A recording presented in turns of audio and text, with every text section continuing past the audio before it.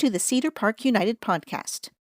Today, we jump into the follow-up interview with Jessica Gauthier, a roundtable conversation as she embarks on the next pathway of her pastoral ministry.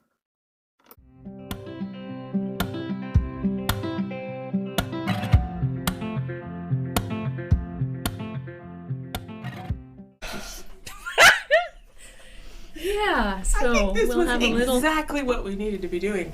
You know what? Totally.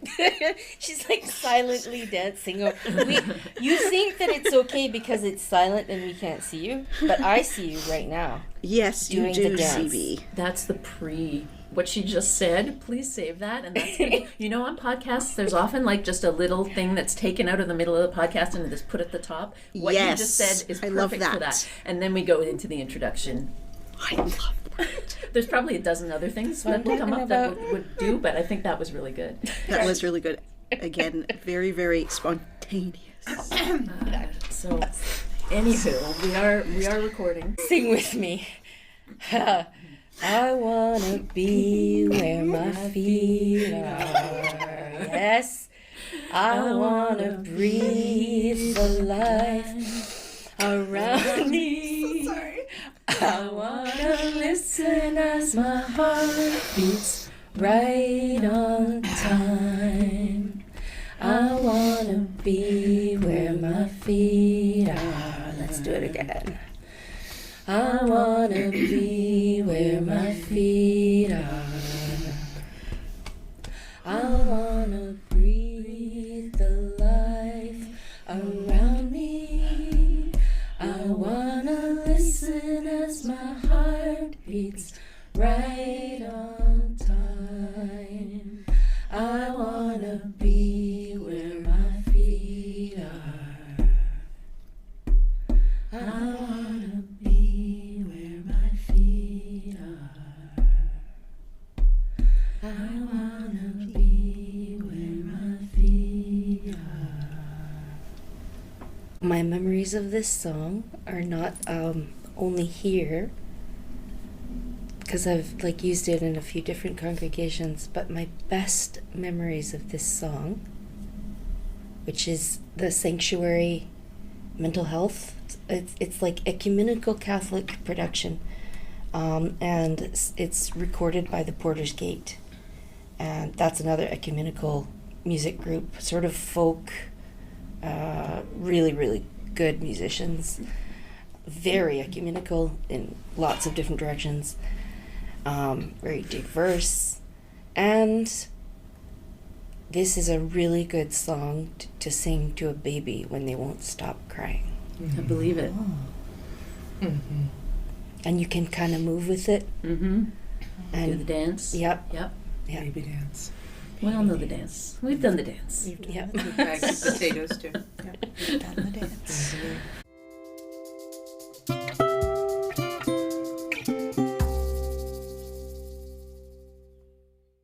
Welcome to our Cedar Park United podcast.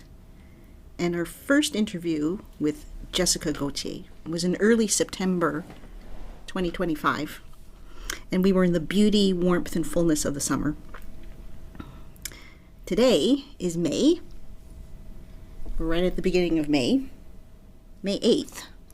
And it's rainy and cold. My name is Joanne Kalan.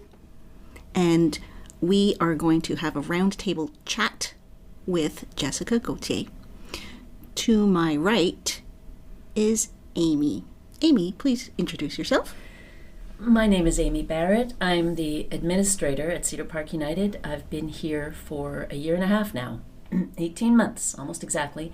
And I've done lots of other things before that, but I'm happy to be here, and I'm happy to be having this discussion with all of these. I was going to say a bad word. Yes. Badass women. Excellent. Good save. To my right is Martha Randy. Oh, I've set her off.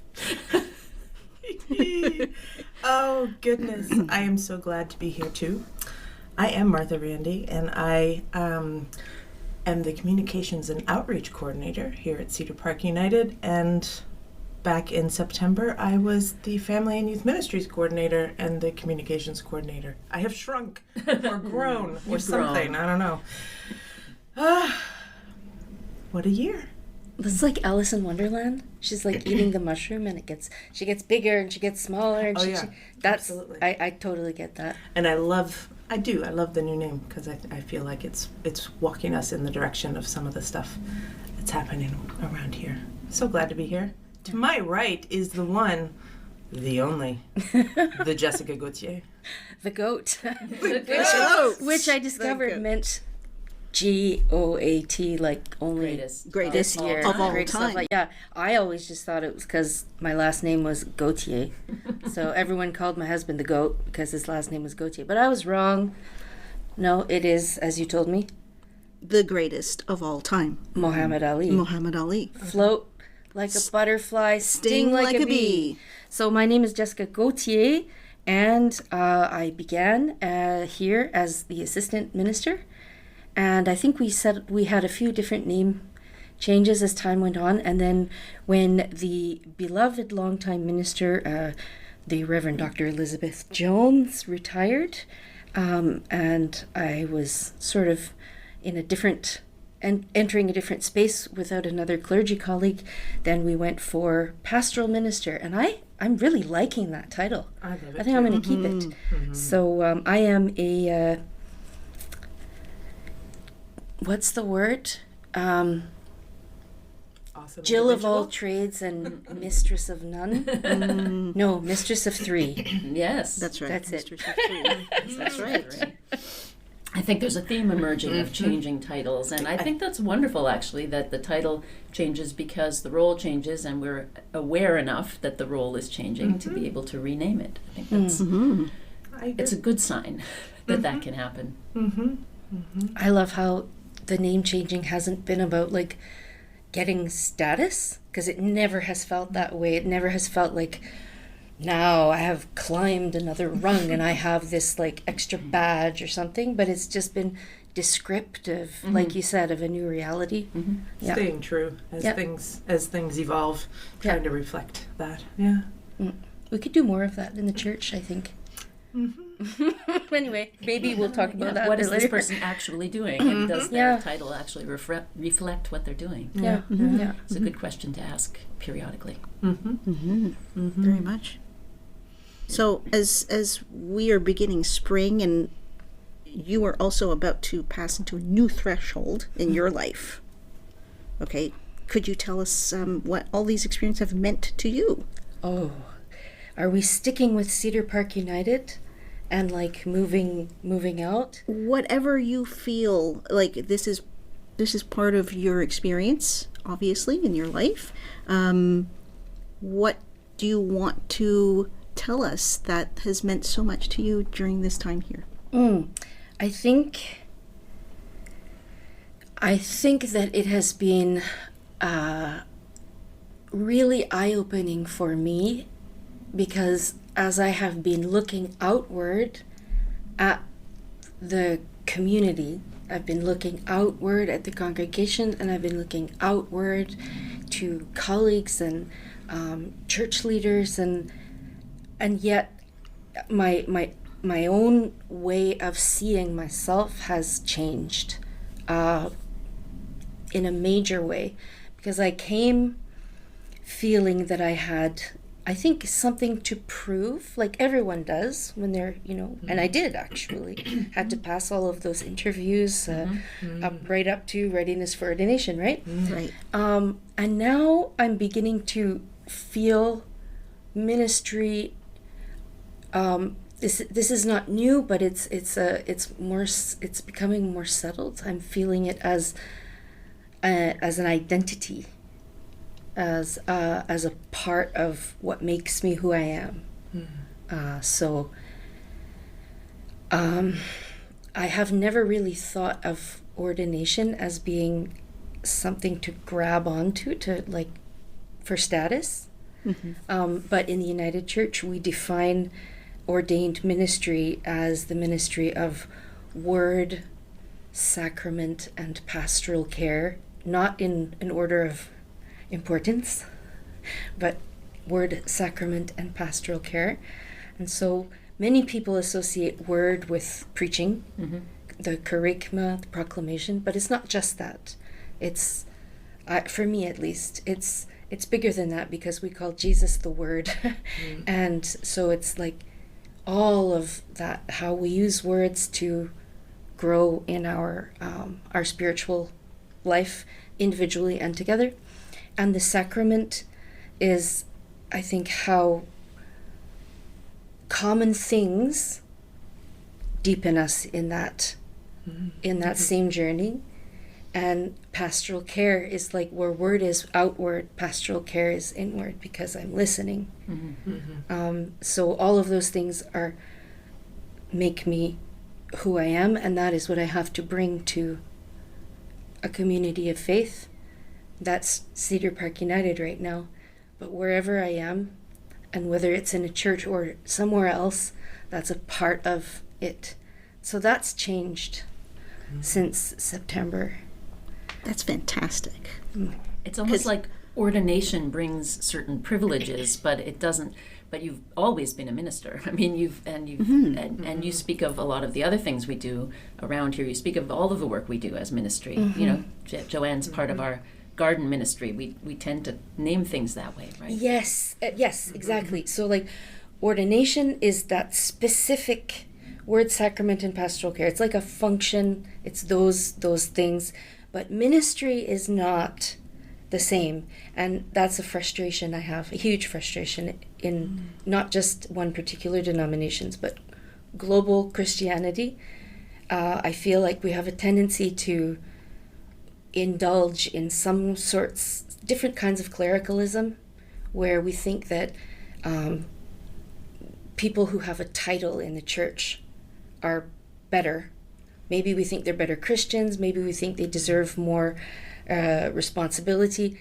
But ministry is service, comes from ministra, right? Minister, and it's the person with the tea towel over their arm who's pouring the wine, you know. So we're and there are lots of other servants. If we're going to use that very patriarchal classist image, like there are lots of other people who are servants. And so I think ministry is that we're our servant leadership. Each one of us at this table is. I think we have to really reevaluate that right now. In the church, what is ministry? I've really appreciated that this year, as you've brought it up again and again and again, and I think it's been like. It's been a good feeling to hear you say that again and again. Yeah. Well, be reminded. Yeah, and as you have learned, you have taught us.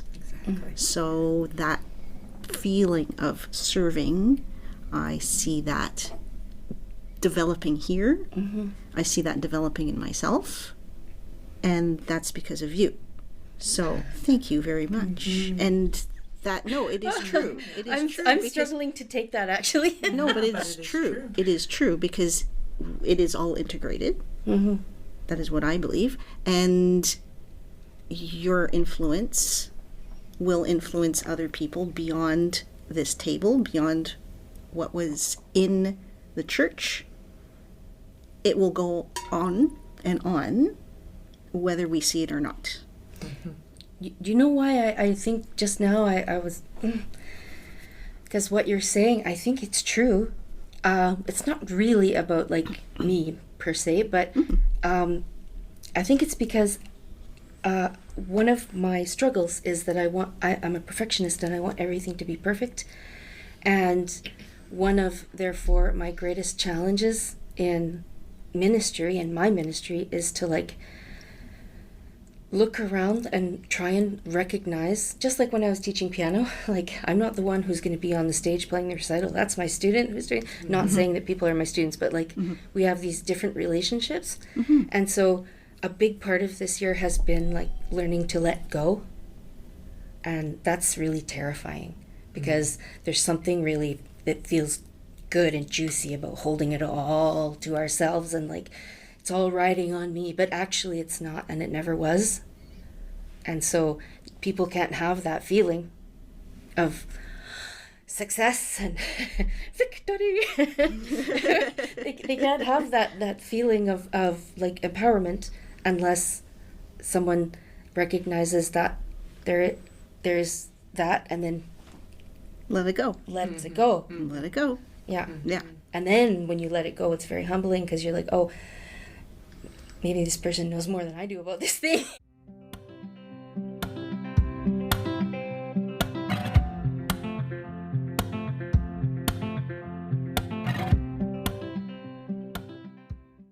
You know, that happens a lot. I Well, feel it- like you've preached more than once about giving ourselves grace, and and I'm wondering if you're sometimes preaching to your own perfectionism in some ways. I'm sure. I mean, it's a lesson we all need to hear, but I wonder if it comes out of saying to yourself, Yep, it absolutely does. giving yourself grace. Yeah, and you have to be really careful, right?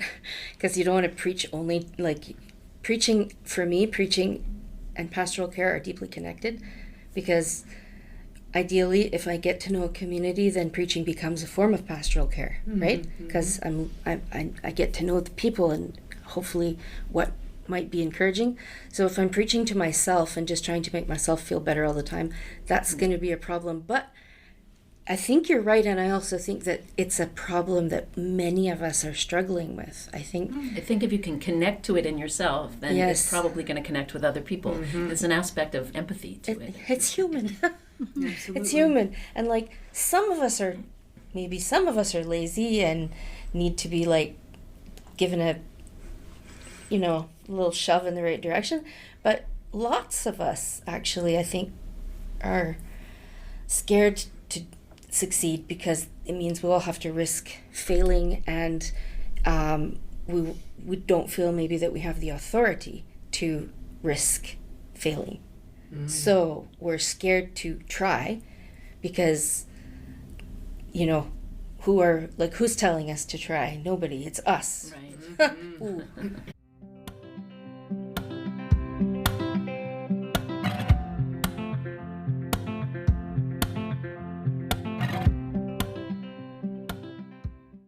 Well, if I leave Cedar Park at the end of this appointment, and there are a couple more people who see what they do as ministry and who see themselves as serving and who see their leadership as a form of service, then I think I will have succeeded in the most important thing. Well, I think that's done and Then dusted. you're done. All done. Mic drop. Thank you, Jessica. This interview's over.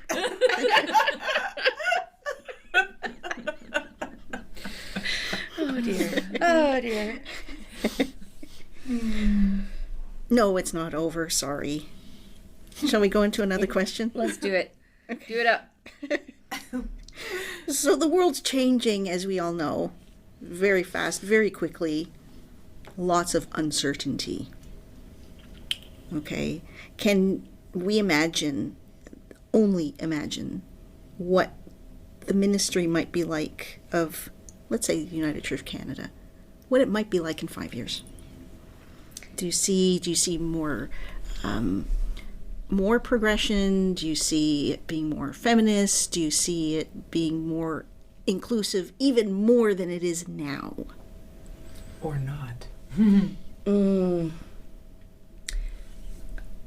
This is the interview that will prevent me from ever becoming the moderator of the United Church of Canada. No. Or not? Or not. Or not? Again, we don't know.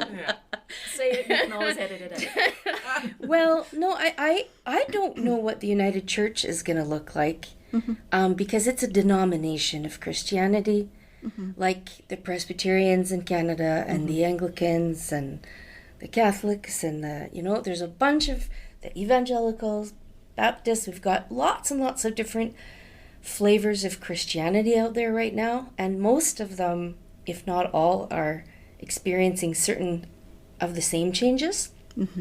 And some of the changes that are in our world right now are so dramatic and so drastic, and some of what I've seen just in the last 10 years is so dramatic that, I mean, will the United Church exist in its current form? I don't know. It might. But we have churches that amalgamate. My home church, I think it's a product of 9 different churches, so 8 different amalgamation, right?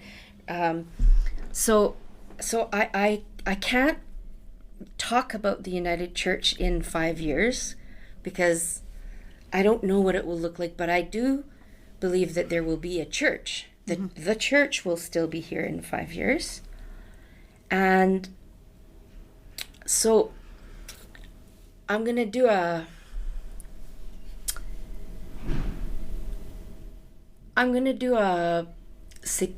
it's going to feel like a non sequitur, but I think there's a story that might help explain like the way I look at this.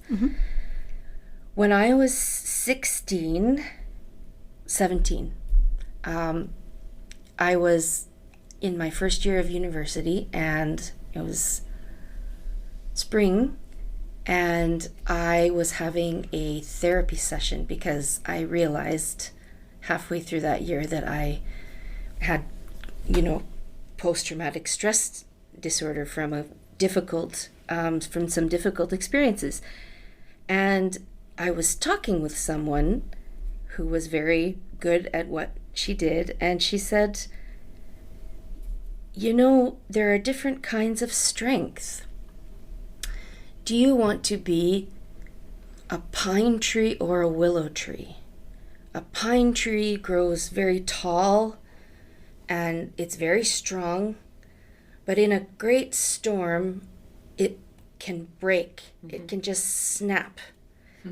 But a willow tree will just kind of go with the wind, and it's grounded. It's so rooted, and it flows. And so she gave me those images, and ever since then, like, I've been thinking about that for more than 25 years. So I think that we are called right now to be willow trees. Oh, I love that. Yeah, gorgeous. Like a tree that is planted by the water. Gorgeous. Willow trees. And so we have to be like, and I think that there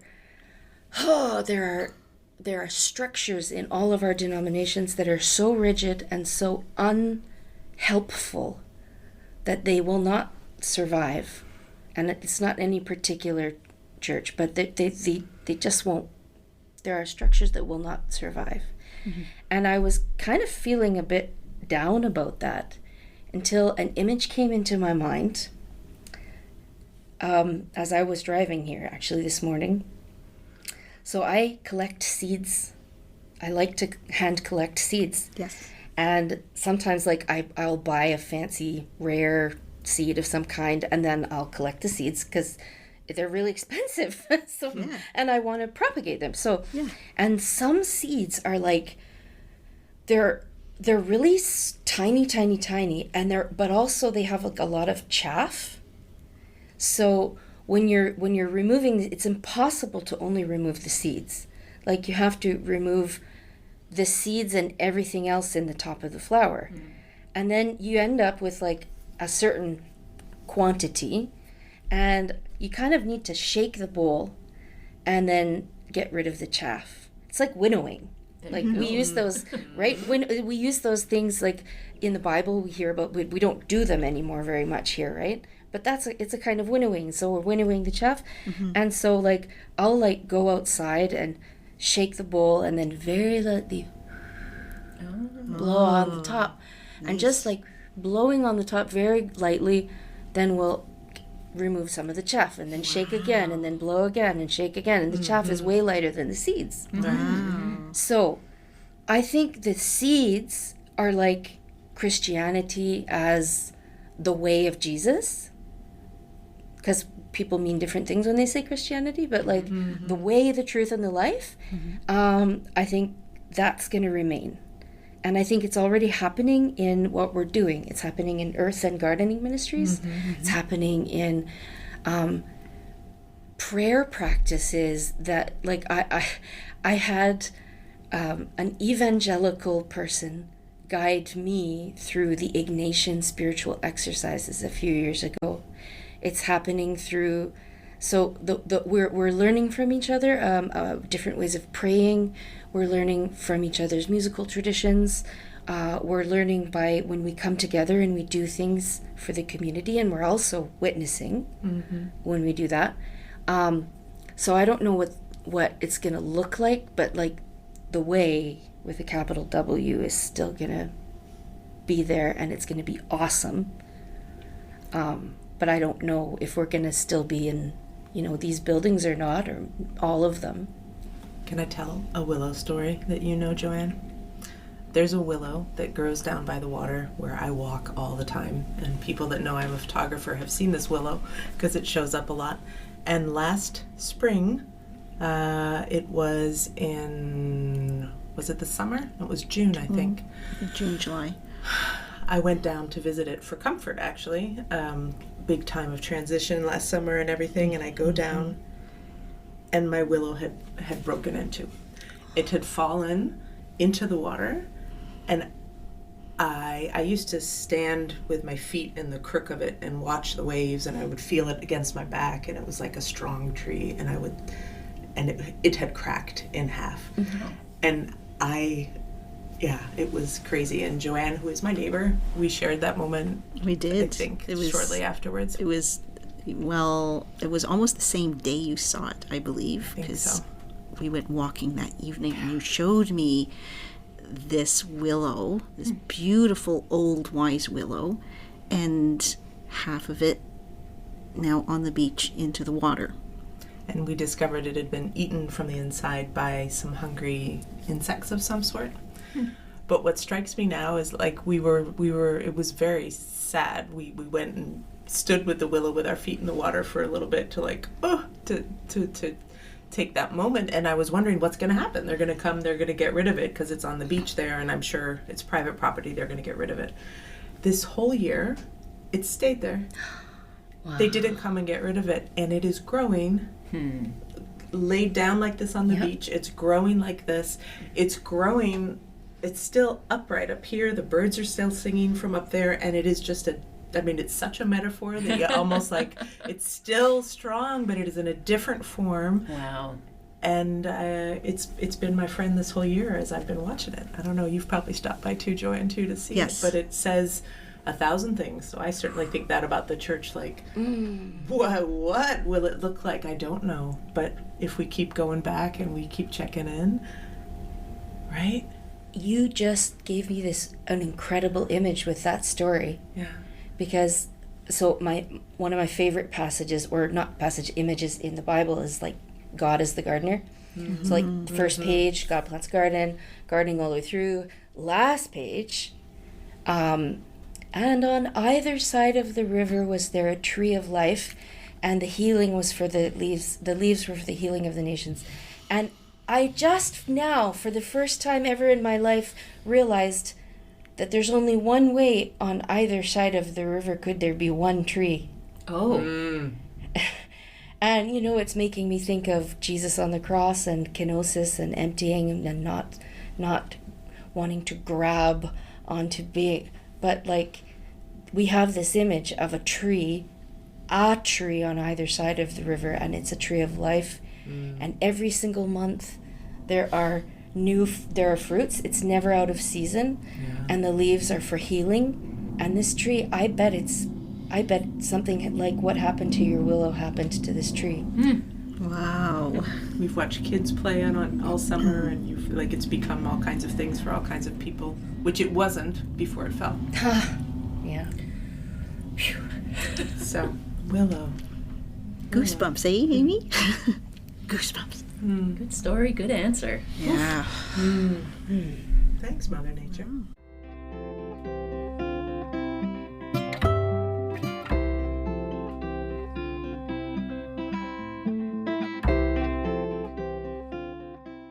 Well, I was thinking of winnowing, and like letting the chaff. We always think of that as such a violent image, but actually it's like a saving such image. A gentle image. It's like getting rid of what we don't need. Yeah. And then this willow kind of gave what it no longer needed, and now it's becoming a new thing. And I wonder if we could reclaim as a church the idea of, winnowing and separating the wheat from the chaff, in a way that isn't, because it has been used, that image, in such a poisonous way, but actually we can also understand it as like freeing ourselves from what we don't need anymore. Yeah, it's not getting rid of people. No, exactly. It's getting rid of things that we don't, practices that we don't need anymore. Just constantly asking ourselves those questions, right? Yeah. Is this the way we do this now? Right, right. Is this serving us now? Yeah, yeah. To go back to name changes and removing pews and other things that happened. I think that was a very wise answer also, Jessica, because I was thinking if somebody had asked, say, a Methodist minister in 1920, where do you see the church in 5 years? Right. 5 years later, there was the union of 3 churches. And I think they were probably already talking about it in 1920, but I'm sure some thought it would never happen, and some were sure it would. And so, who knows? 2031. Can you believe in 5 years it'll be 2031? That seems like the future. That does seem like the future. It's still like, to me, 20 years ago was like 1986. Yeah. See that? You are a geriatric millennial. I am, yes. All my point of reference is, I remember like standing in a circle, holding on to people's hands and singing something on Y2K. I was 17, just 17. Wow. And we were all like, what's going to happen? The sky's going to fall down, and like, we won't have a university tomorrow. Yeah, we were all freaked out. Oh, man. Yeah. Well, and I think back to the Moderators Flourishing event that we had, it's 2 years ago now, I think, 2 Septembers ago. And this idea of looking 10 years ahead was deemed a really good chunk of time, because it's far enough that you can imagine it, but it's also far enough that you can't imagine it, sort of. And it's really been interesting how that's encouraged also some of our thoughts around here. But 5 years. 2031. It's hard to do in this world. It is hard to think beyond today and next week, because of so much that's happening. Yeah, it's agreed. Good sometimes to do. It's hard, and yet it's so funny that you say that, because like, the past is easier, and it's hard to envision the future in any meaningful way, but it's also really hard to be here in the present, to actually be here. Yes, it is. Well said. Yeah. Yeah.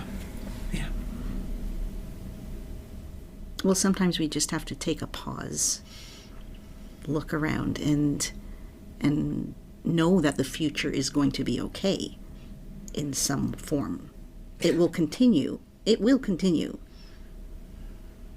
But sometimes future writing is actually a good thing to do. Yeah. Future writing.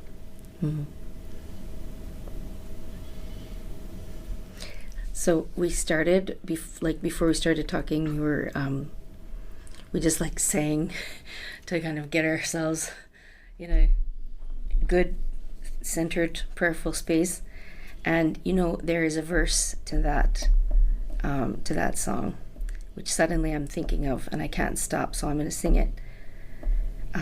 I chase my worries, I flee my sorrows, but what you give me is here. So take my worries and my tomorrows. I wanna be where my feet are. I'm thinking of one other thing I heard recently by the great Meg Wheatley, who said that some people like to ask, is it a glass half full or is it a glass half empty? And she says, look, you have a glass, there's water in it. Who are you going to serve? And I love that so much, because we can get lost also in are you a positive person, a negative person? But if we're here right now with our feet right now with a glass that has water in it, or a church that has space to offer and a digital platform to share good news, like, what are we going to do with that? It's like the Rebecca Solnit says, that thing about optimism and pessimism and hope, right? That the optimist just says everything's going to be okay. So they've already decided that. The pessimist says everything's going to be terrible, and they've already decided. So hope is the thing, is the place, is the only place where things can change.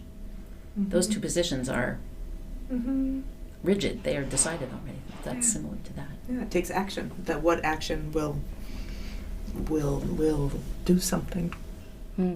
I think the hope is the action. Mm-hmm. Until we actually do the thing, we might believe in it, but we're not hoping until we do it. Until we're doing it. I like that. Hope is the action. Yeah. Huh. Yeah. As Joanna Macy says, active hope. Yeah. There you go. Look at all these wise women. Can I just say something? Go for it, Martha. It's been very feminine around here the past year. There's been a lot of women holding things. Some great men too, and a lot of women. Yeah, a lot of wise women. Yeah. And that's it. I think it's reflected in our social media too, because there's a lot of feminine energy in the building that also it does tend to go out as our beacon, that we are quoting a lot of wise women, and not exclusively certainly, but we have gained some strength and some purpose, I think, from a lot of women and from each other. Yeah. And that is a valuable perspective that we can use. We can use. I think it's okay. Yeah, I think it's all right. It's more than all right. It's more than all right. Do we want to talk a little bit more about some lighter subjects? Sure. What do you got? Sure. Okay. What do you got, Joanne? So if you were on a deserted island, Deserted or desert? Like an island full of desserts. Oh, I want to be there.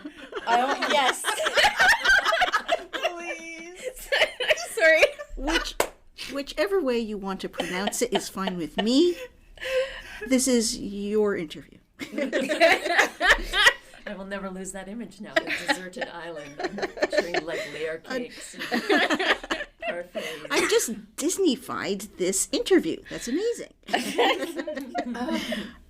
No one on the island except desserts. What would you have? That's what I want. What would you have? Oh, What? well, There would be dark chocolate involved. there would be dark chocolate. See, the thing is I like chocolate, but it has to be like actual real chocolate. And if it's too sweet or like milky, then I feel like I'm just eating sugar. I don't really feel like I'm eating chocolate. Oh, you stand on Black Forest cake. Yes, but the whipped it has to cream be, yeah. has to not have too much sugar in it. It's got to be like real whipped cream Yeah. with some icing sugar mixed in, but not too much. Yeah. So because I grew up eating all of this stuff made by hand. So like I think the real thing is like most desserts, they're too sweet, but they taste like too what's the word, like processed. Yes. Because like, I was socialized in an environment where it was normal for me to help my mom or watch her when I was much younger make maybe 12 dozen cookies in a day, every day for a week. And My then goodness. can like 300 pounds of peaches and like 5 bushels of tomatoes and it's just everything had less in it. So in this deserted island, like it would be like in the Chronicles of Narnia when Let's say Turkish delight, please. no, I love that stuff, though. it is good because it's not too sweet. But okay, I like nuts. I'm thinking of The Magician's Nephew, and they Aslan has just sung Narnia into existence, and the children are all there, and some money falls into the ground, and it grows up, and the gold ones become gold trees, and the silver ones become silver trees, and C.S. Lewis describes the fruit as being like and a toffee becomes a toffee tree. and he describes it as being like everything good about it without all of that, you know. Chemically. Yeah, well, he in that Processed. time they didn't have that even, Mm-hmm. but even like he was making that distinction between overly processed and I guess, something that yeah. comes wholly from From the nature, earth. from the earth. Everything that comes Exactly. from the earth is good. is good and rich and valuable. So yeah, I think like it would be a desert island, but like the Black Forest cake would have to actually be like Black Forest plants. Oh, yeah. Wait, you'd have to make it yourself from scratch? No, it'd have to be some kind of like mushroom or something that just like you okay, go and okay. you that would be amazing. So that is like the perfect segue, because the next question would have been, what would be your favorite book on this island? And you might have just let us know. Or maybe books. Oh, well, I do love C.S. Lewis, but I can't pick a favorite book. Okay. I can't because Let's not say favorite. let's but say the Bible. If you could have a couple of books on this island, which ones would they be? A mini bookshelf A mini mini bookshelf. bookshelf. on the sand. On the sand. But not too close to the water so they don't get washed away. And not too or close to the Black Forest cake so that the pages don't get sticky. You know, I'm thinking of Fahrenheit 451 and how people become living books. And so I hope that if that ever happens, that I would have books inside of me, because there would never be enough. But we have an expression that nature is the book of creation. That's right. And so if I was on that island, I would be studying the book of creation all day. My hands would be up to my elbows in dirt and sand and water, and I would be having little propagating spaces, and I would be trying new things. And You do very well on the island. I think so. I want to be with You're you. not. But I would want to be on the island with you because you would know how to grow food. Come over in our little boat. Yes. Okay. Amy will visit you on her little rowboat. Or maybe, you know, Maybe we all will. We'll come and sing together. we'll come Around the sing fire. around the fire. Yeah. Yes.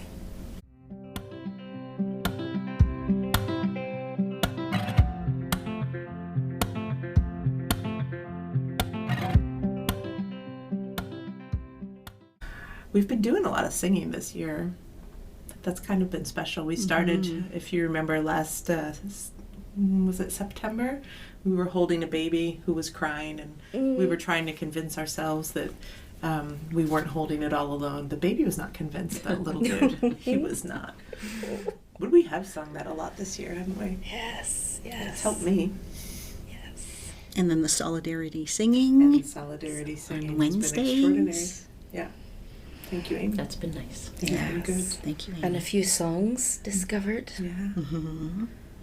Some hymns discovered that we didn't know before also in worship. Yeah. There's a real Jessica's musical brought- thread. Yeah. Yeah. We are going to miss all of that you bring. That you bring to music ministry. Mm-hmm. But I'm going to bring away with me. Come down off the cross. We could use the wood. Come on up to the house. So, theology, groundedness, gardening, and the book of creation. I'm just thinking that we do a lot of abstraction in the church, and that's not bad, but I think it does need to be balanced. And theology, when you think about it, theos, God, and logos, the study of something or how we talk about something. So how we talk about God or learning about God, theology.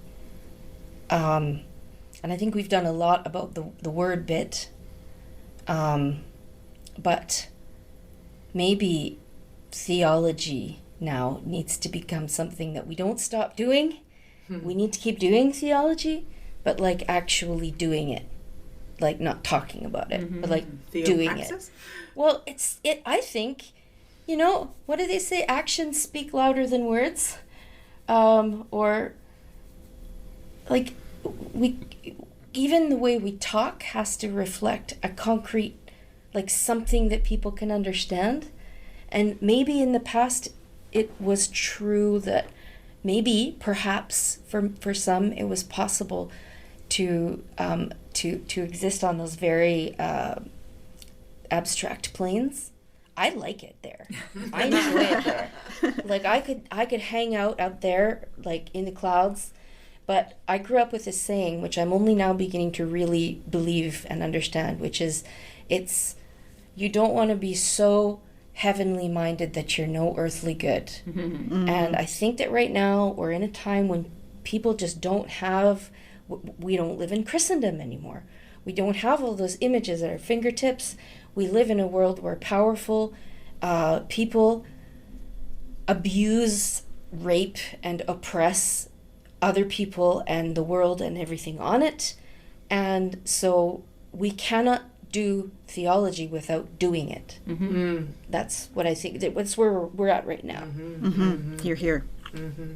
You're here. Is that related to, it makes me think of the people who are able to say, God has a plan and I don't have to worry. Even though this looks terrible, God has a plan.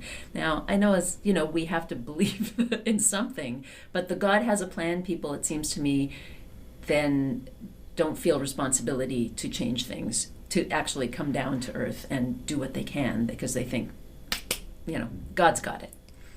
Yeah, well, I resonate with what you're saying. I have this idea about God. It's really just me having my idea. This is not a doctrine of the church, okay? Mm-hmm. But I think we get really stuck in a God who is like very linear, a God who's just as shackled to linear time as we are. Mm-hmm. And I don't think that God is shackled to linear time that way.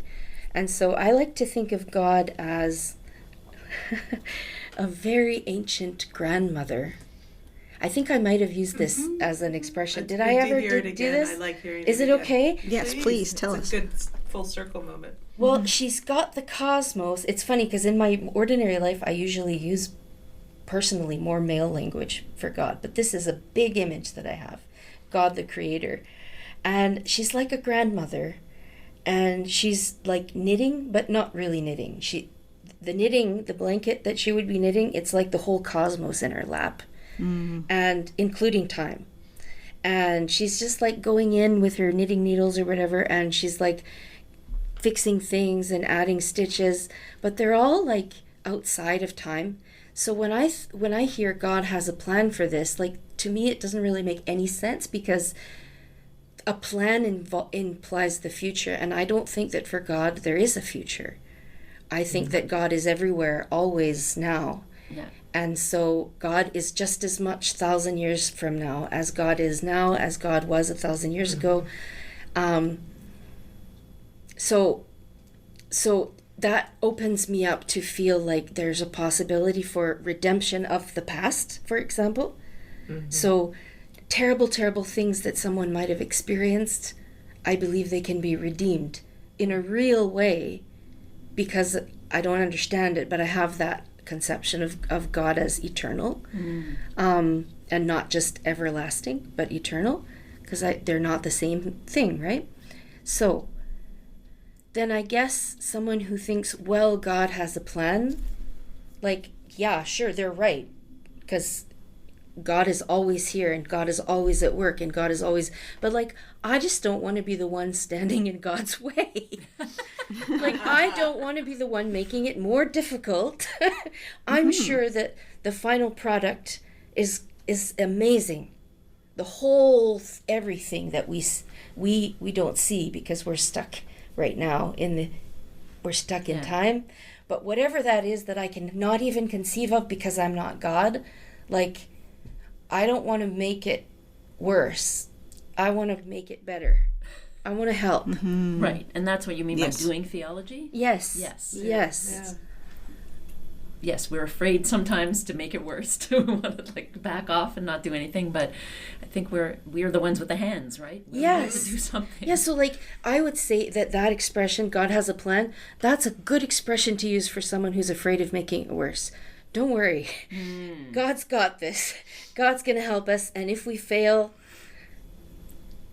we'll get back on our feet. Now I'm thinking of, and if we fall, Ariane Moffat, and if we fall, we get back on our feet. But I think then we can say God has a plan. But if we're using it as an excuse for laziness, which to me, I think Scott Peck was right in his his self-help psychology theology book, The Road Less Traveled, when he said that the opposite of love is actually laziness. And so I think there's love and there's laziness, or apathy. Yes. Laziness is I'm using it because there's a value, a judgment attached to it, and it's a negative one. But yes, like in the Bible would call, we say sloth. Right. In the right. It's like, I don't care. Apatheia.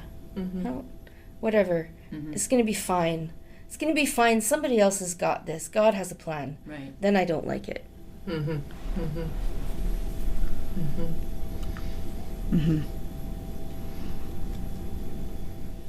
I don't like it because we're made in God's image and we're supposed to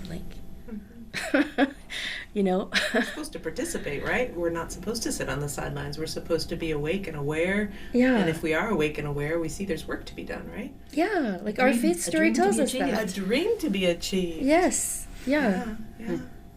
And like maybe that's just a little part of what we're here to learn is that patience.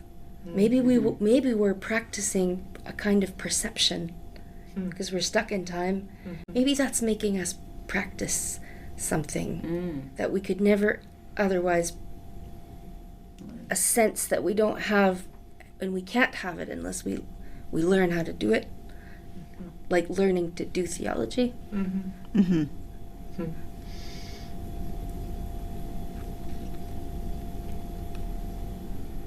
Very serious. This is a sad and solemn occasion. It's a very serious occasion. I also think play the game. Yeah, exactly. If one of us suddenly looks at our watch, I think it's going to say it's 6 p.m. Yeah. Like the light's going to change.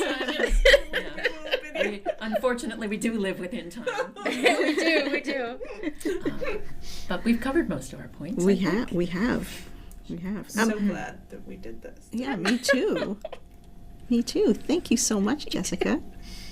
Thank you. And this is a beautiful way to thank you again for all your work here, for all your service, for your kindness and friendliness and being a friend to us. And all the plans.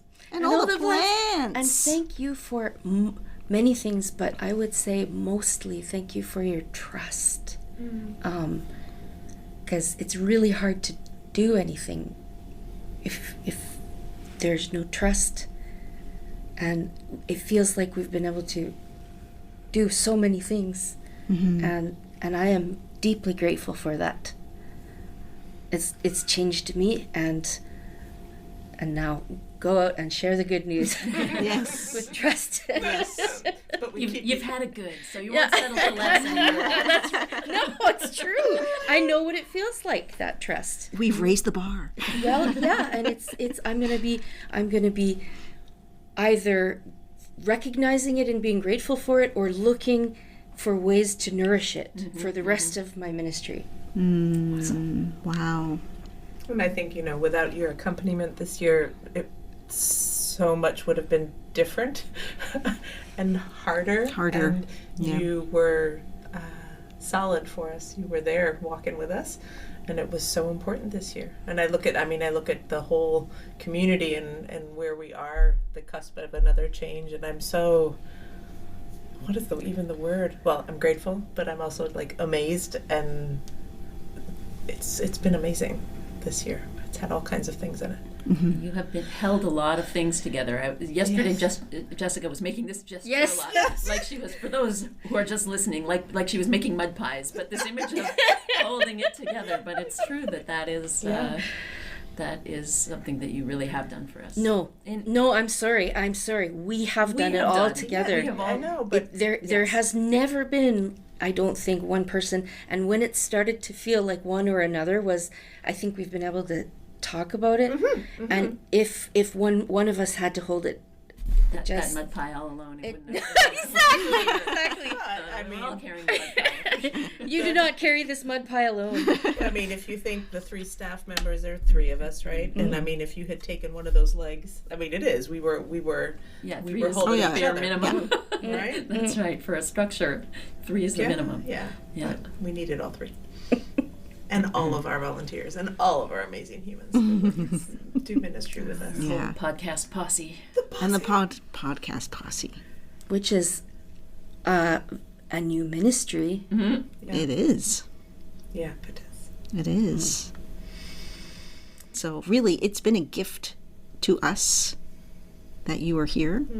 And I don't know. Is there anything else we can say? I mean, apart from don't leave us.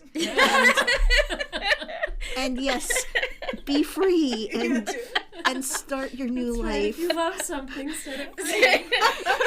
If it goes away, it was never. Oh no! Go away, but be happy Yeah. and Come fulfilled. back sometime. Oh, back well, and visit. but we'll Pick up the visit phone. and Send yeah. us a note from time to Or as time. my mother says, go away. Don't go away, Matt. Just go away. We can come back with plans, I guess. We'll have a seed exchange every spring. Good idea. Yes, we will. Yeah. Yeah. Well, look, I'm trying to get my fingers in. I've got it. Now I've got fingers in at St. Andrews and fingers in at MRUC and fingers in at Cedar Park. And like, I'm trying to bring all the garden people together somehow. Wonderful. Nice. It's not finished. Very cool. It's never finished. That's the interesting part. The story keeps on going. The greatest story ever told has no ending. It's like the song that never ends, and it goes on and on, my friend. That's so neat. You're so welcome. Shall we try to sing the song? We could try to sing the song. Yeah, let's do it. Start. You do not carry this all alone. No, you do not carry this all alone. This is way too big for you to carry this on your own. So you do not carry this all alone. You do not carry this all alone. No, you do not carry this all alone. This is way too big for you to carry this on your own. So you do not carry this all alone. You do not carry this all alone. No, You do not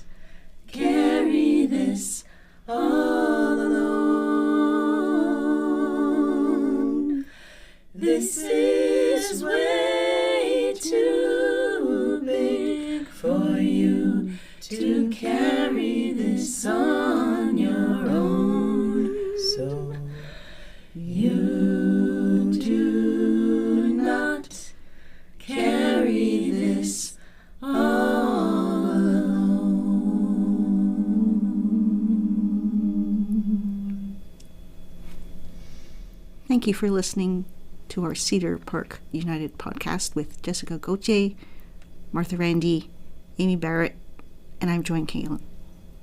À la prochaine.